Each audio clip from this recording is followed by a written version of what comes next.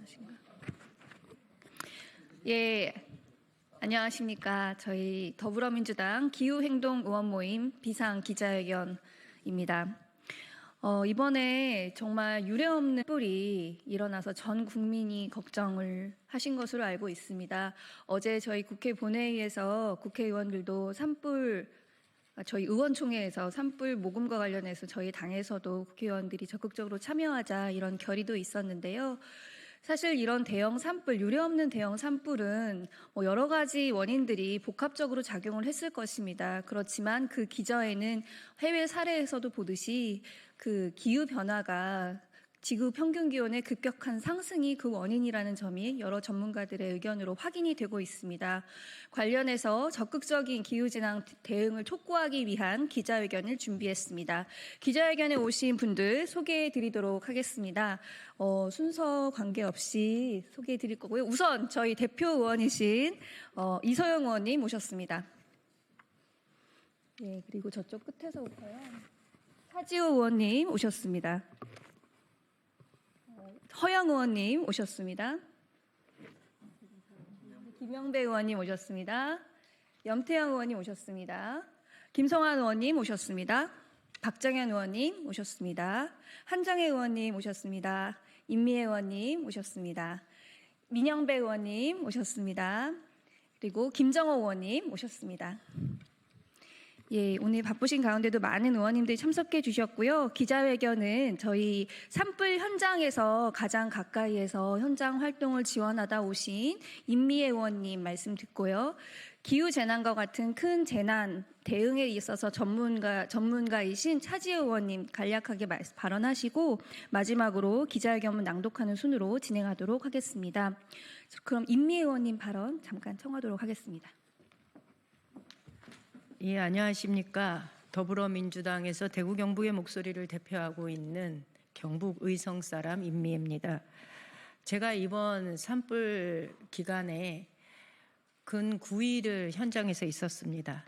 그런데 제가 분명하게 말씀드리고 싶은 거는 이번 산불은 그저 산불이 대형화된 것이다 라고 인식하면 안 된다는 것입니다. 이것은 명백하게 기후 위기로 인한 기후 재난이다 라는 것을 우리가 공통의 인식에 깔고 있어야 이 문제에 대한 이후 대책이 제대로 세워질 수 있다라는 말씀을 드리겠습니다. 이 기후 재난 시기에 고령화와 지방 소멸의 위기를 동시에 겪고 있는 농촌 지역의 경우는 실제로 산불이 일어났을 때 이 산불에 대응할 수 있는 능력이 없습니다. 모든 공무원들은 과거에는 산불을 끌어올라갔지만 이번과 같은 경우에는 모든 공무원들이 고령화된 노인들을 마을에서 안전한 곳으로 대피시키거나 요양병원에 누워 계신 환자들을 대피시키는데 모든 인력이 총 집중되어야 합니다. 재난을 막기 전에 그 전에 사전에 이루어야 할 조치가 너무 많은 겁니다.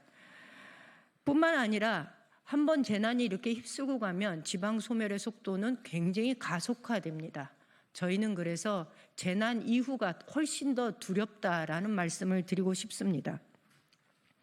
또 한 가지 말씀드리고 싶은 것은 행안부에서 기준에 의하면 사회재난, 우리나라의 재난은 사회재난과 기후재난 두 가지로 분류를 하고 있습니다.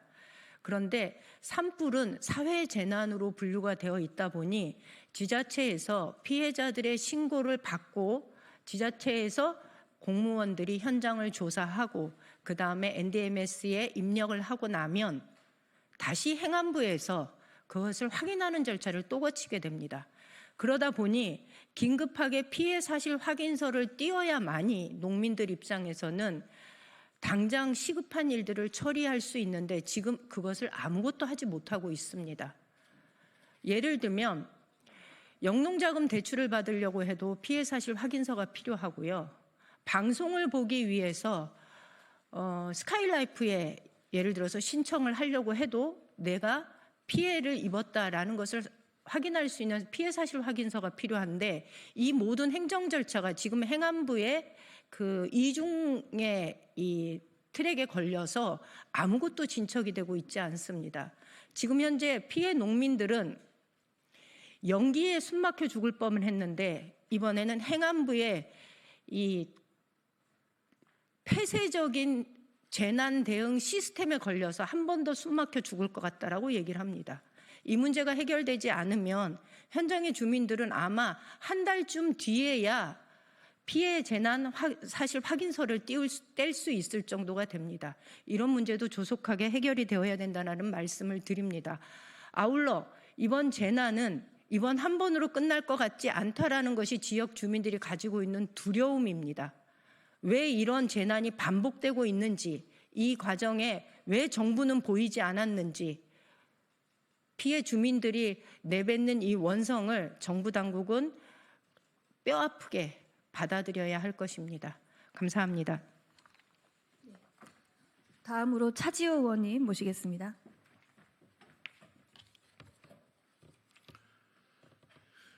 이번 산불과 관련해서 심각하게 염려되는 지점들이 몇 가지 있습니다. 가장 염려되는 것은 이 산불이 반복될 가능성이 높다는 말입니다.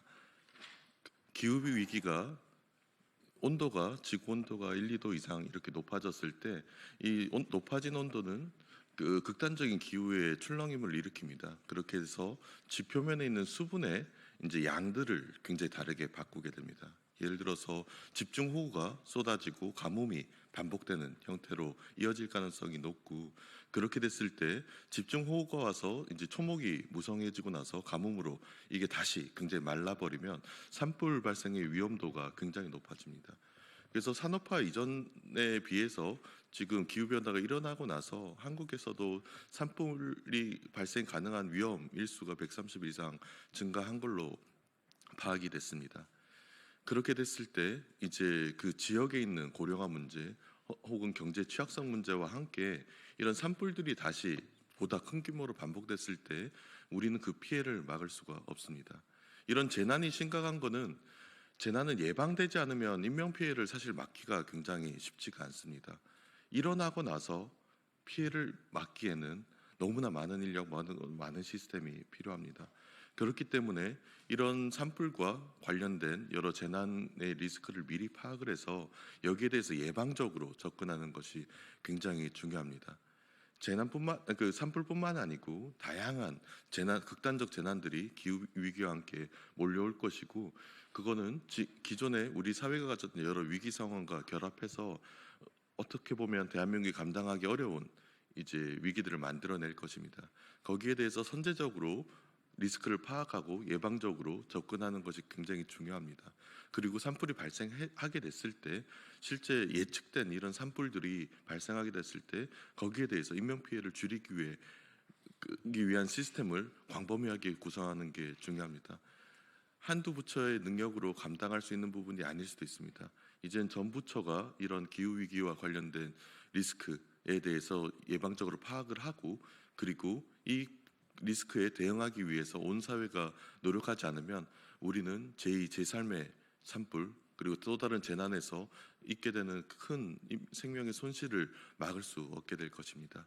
지금부터 시작을 해야 될 것 같습니다. 말씀 잘 들었습니다. 제가 소개를 안 했는데 저는 의정부 갑 박지혜 의원입니다. 예, 저희 준비한 기자회견문 그럼 낭독하고 마치도록 하겠습니다.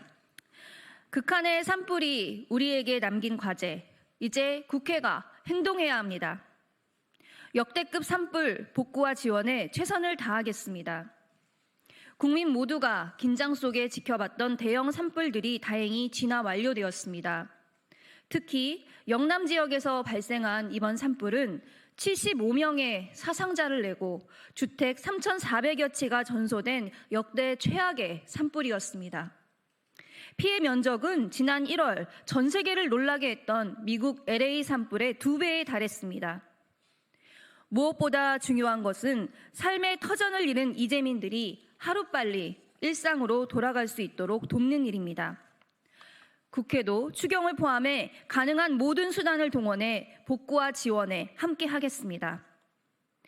그러나 이 산불을 단순히 끝난 일로 여기고 안도할 수는 없습니다. 기후재난은 더 자주, 더 강하게 반복되고 있습니다. 최근 그린피스가 카이스트에 의뢰한 연구 결과에 따르면 기후위기로 인해 국내 산불 위험 일수는 산업화 이전 대비 연간 최대 120일 증가했습니다. 가장 크게 증가한 지역은 바로 이번 산불이 발생한 경북입니다.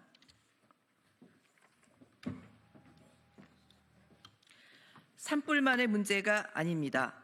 여름이 다가오면 폭염, 홍수, 태풍 등 또 다른 기후 재난들이 예고되고 있습니다. 산불과 폭우 등 양극단의 현상이 연달아 일어나는 이른바 기후 채찍질이라 불리는 현상이 이미 미국, 유럽, 아프리카, 중국 등 전 세계 곳곳에서 관측되고 있고 한국도 그 예외는 아닙니다. 반복되는 무대응이 기후 재난을 키우고 있습니다. 이번 산불은 우리가 기후 재난에 얼마나 무방비 상태인지 다시 한번 드러냈습니다. 산림청과 소방청 간 불분명한 지휘 체계로 현장에서는 혼선이 발생했고 주민들은 재난 문자를 받았지만 어디로 대피해야 할지 몰라 우왕좌왕했습니다. 무엇보다 심각한 점은 이 모든 것이 이미 여러 차례 지적됐던 문제라는 것입니다. 산불 진화 헬기 확대, 임도 확충, 진화 인력 확보는 지난 수년간 꾸준히 계획으로 제시되거나 필요성을 지적받아 왔지만 이번 산불에서도 사실상 무대응에 가까운 상황임이 밝혀졌습니다. 예를 들어 2017년 산림청은 산림 진화 헬기를 올해까지 90대 확충하겠다는 목표를 세웠지만 이번 산불 때 실제 보유되는 대수는 50대에 그쳤습니다. 2023년에는 산불 진화 임도를 2027년까지 3,207km 확충하겠다고 밝혔으나 작년까지 확충된 임도는 851km에 불과했습니다. 전문 진화 인력 또한 6개월 단위로 고용되는 고령의 산불 예방 진화대원들이 빈자리를 메우고 있습니다. 산불만의 문제가 아닙니다. 오송 지하차도 참사, 예천 산사태 등 비슷한 재난이 일어날 때마다 공통적으로 지적되어 온 문제들입니다. 우리의 무관심과 무대응이 기후재난의 피해를 더욱 키운 것입니다. 모든 기후재난에 대비해 적응 대책과 예산 구조를 전면 개편해야 합니다. 산불뿐 아니라 폭염, 폭우, 한파 등 우리에게 반복적으로 닥쳐올 기후재난에 대한 종합적 대비가 시급합니다. 아직 크게 주목받고 있지는 않지만 연안 침식 문제 역시 경북, 충남, 강원 등 전국 곳곳에서 심각성이 커지고 있어 선제적인 대응이 절실합니다. 현재 우리나라의 제3차 국가 기후변화 적응 대책은 홍수, 가뭄, 산불 등의 재난에 대한 대응을 포함하고 있지만 관련 사업 규모는 총 예산의 1% 수준에 불과하며 기후재난 대응 대책 역시 그 일부에 그치고 있습니다. 기후 대응 기금도 마찬가지입니다. 현재 기금의 용도에는 기후위기 적응이 포함되어 있지 않아 재난 대응에 활용하기 어렵습니다. 기금 용도를 조정하거나 별도 적응 기금을 마련하는 등의 구조적 개편이 필요합니다. 기후 재난 대응을 위한 장비, 인력 확충은 물론이고 주민 안전을 위한 경보 체계 정비, 대피소와 피난 경보 확보, 이동 약자를 위한 지원, 지역 기반의 대응 훈련 등 적응 대책의 일환으로 반드시 포함되어야 하며 이를 위한 재정은 지금보다 수배 이상 확대되어야 할 것입니다.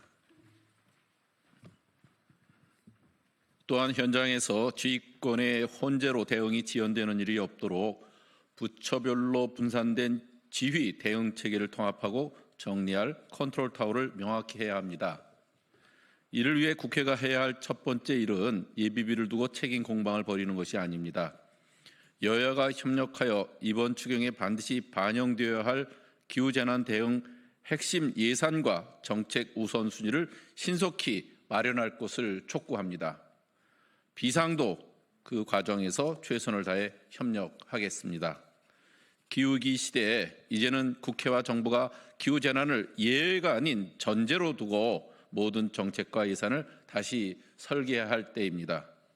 더불어민주당 기후행동의원 모임 비상은 이번 산불이 남긴 뼈아픈 교훈을 결코 잊지 않고 앞으로 다가올 다양한 기후재난에 대비할 수 있도록 국회 차원의 입법과 예산 정비에 앞장서겠습니다.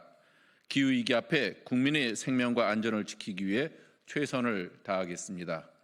2025년 4월 3일 더불어민주당 기후행동의원 모임 비상일동. 기자회견 마치겠습니다. 감사합니다. 잘했어.